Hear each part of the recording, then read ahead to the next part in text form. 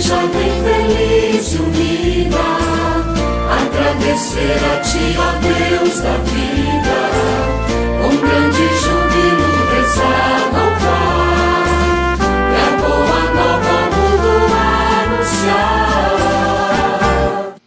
Olá, meus irmãos, minhas irmãs, muito bom dia. Sexta-feira, dia 12 de setembro, mais uma vez aqui nos reunimos diante da graça do Senhor, neste nosso momento de reflexão, de oração, de ação de graças, no início do nosso dia, o qual nós queremos consagrar ao Senhor, colocando as nossas escolhas, os nossos trabalhos, tudo aquilo que vamos desenvolver ao longo desse dia, debaixo da graça de Deus, para que nós possamos ser fecundos naquilo que fizermos. E aqui para começo de conversa, é sempre muito bom dizer primeiro, no início desta manhã, obrigado, Senhor, por esse dia. Obrigado, Senhor, pela oportunidade de ter todo um dia cheio de possibilidades.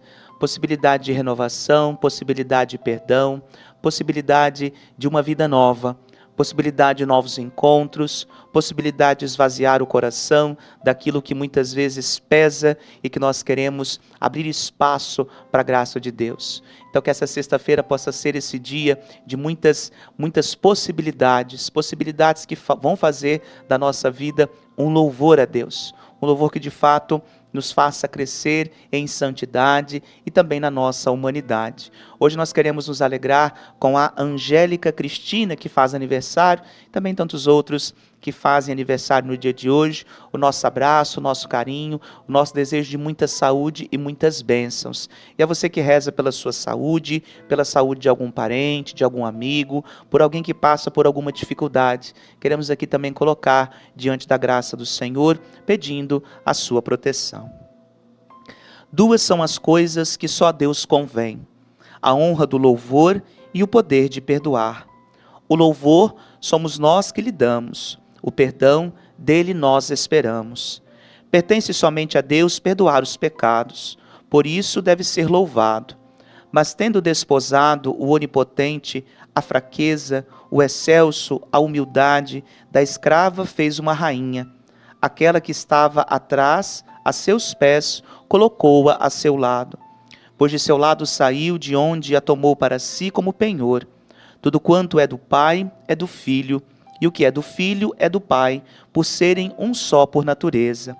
De modo semelhante, tudo quanto era seu, deu ao esposo a esposa, e tudo da esposa o esposo tomou para si, e dela, unida a si e do Pai, fez também um só. Quero, disse o filho ao pai, intercedendo pela esposa, que assim como eu e tu somos um, também estes sejam um conosco. Por conseguinte, o esposo com o pai são um só, com a esposa é um. Rejeitou quanto, de contrário, encontrou na esposa, pregando-o na cruz, e aí carregou seus pecados no madeiro, e pelo madeiro o destruiu. O que era conforme a natureza e próprio dela, assumiu e dele se revestiu. O que lhe era próprio e divino, isto lhe concedeu. Expeliu o diabólico, assumiu o humano, concedeu o divino, para que tudo o que era da esposa fosse do esposo. É a razão porque aquele que não cometeu pecado, nem se encontrou engano em sua boca, pode dizer: tem piedade de mim, Senhor, porque estou enfermo. E quem tem a enfermidade da esposa, tenha também o pranto, e seja tudo do esposo e da esposa.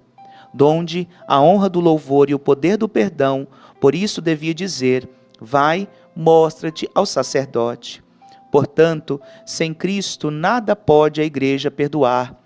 Nada quer Cristo perdoar sem a igreja. A igreja não pode perdoar a não ser ao penitente, isto é, àquele a quem Cristo tocou. Cristo não quer ter por perdoado aquele que despreza a igreja.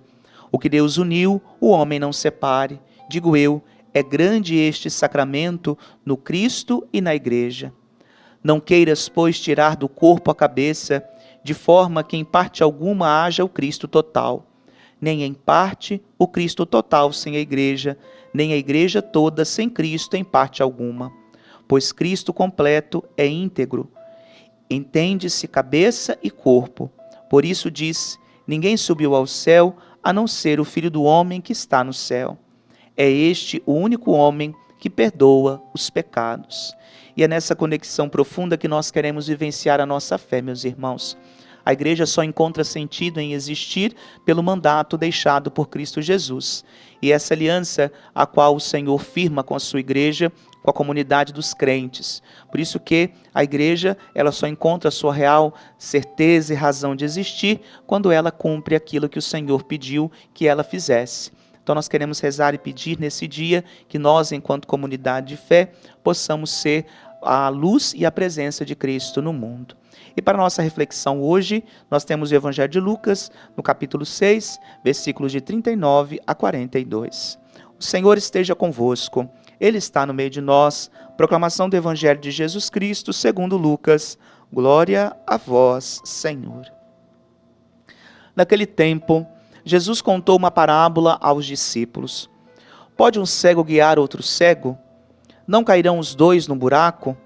Um discípulo não é maior do que o mestre. Todo discípulo bem formado será como o mestre.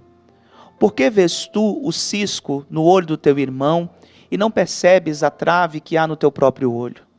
Como pode dizer a teu irmão: irmão, deixa-me tirar o cisco do teu olho, quando tu não vês a trave no teu próprio olho? Hipócrita, tira primeiro a trave do teu olho, e então poderás enxergar bem para tirar o cisco do olho do teu irmão. Palavra da salvação. Glória a vós, Senhor. Aqui, meus amados irmãos e irmãs, nós encontramos uma das grandes, poderíamos dizer, os grandes pontos que às vezes carecem de uma riqueza e até mesmo de uma sensibilidade, diria eu. A sensibilidade de olhar para o outro com caridade. Às vezes nós transferimos muitas coisas para os outros, né? Aquilo que são dificuldades em nós colocamos na conta dos irmãos e das irmãs. Só que aqui primeiro Jesus nos leva a uma reflexão para nós mesmos. Como nós temos agido diante da relação que nós temos estabelecido com aqueles que se encontram à nossa volta. E é justamente por essa relação que nós deveríamos crescer em algo que é muito, muito simples, na generosidade de olhar para o outro com misericórdia também. Vocês se lembram que ontem nós falávamos sobre isso aqui. Sede misericordiosos como o Pai do céu é misericordioso. Fazer com o outro aquilo que eu gostaria que fizesse comigo, sem nenhum tipo de peso. Porque senão nós vamos querer tudo aquilo que é tranquilo para nós e colocar na vida dos outros algo, muitas vezes, quase como que impossível de seguir ou de carregar. Como é que nós podemos ser tão rigorosos e impacientes com os irmãos, rigorosos muitas vezes e impacientes também com o próprio Deus, se nós não temos a luz para guiar os outros? Justamente porque esta justamente é a crítica que Jesus Cristo faz aqui. Quem não possui uma luz, essa luz de fato do alto, luz da palavra, luz do amor, luz da misericórdia, da compaixão, como vai guiar o irmão? Nós vivemos num mundo por vezes de muito rigor, às vezes um rigor estéril, um formalismo talvez vazio, que não ajuda a caminhar. O que Jesus está dizendo aqui é justamente assim: olha, o caminho só é possível de ser feito quando se deseja caminhar. Então, se nós não queremos seguir e caminhar, como é que nós vamos tornar por vezes impossível o caminho do outro? Se eu não consigo, o outro também não. Essa não deve ser a máxima a qual nós vamos estabelecendo relações sadias. Muito pelo contrário. Se eu desejo seguir e se eu desejo caminhar, seja eu primeiro o fruto de uma conversão. Para que eu, convertido uma vez, possa ajudar outros também a fazerem esse caminho, sem perda nem dano, e sem cairmos muitas vezes em situações que nós mesmos criamos. Então deixemos com que a força desta palavra no dia de hoje nos ajude e, sobretudo, peçamos ao Senhor para que nós possamos assumir uma expressão de esperança. Aquela esperança que nos faz olhar para o mundo e acreditar que é possível sim seguir, que é possível sim uma transformação, que é possível sim um caminho.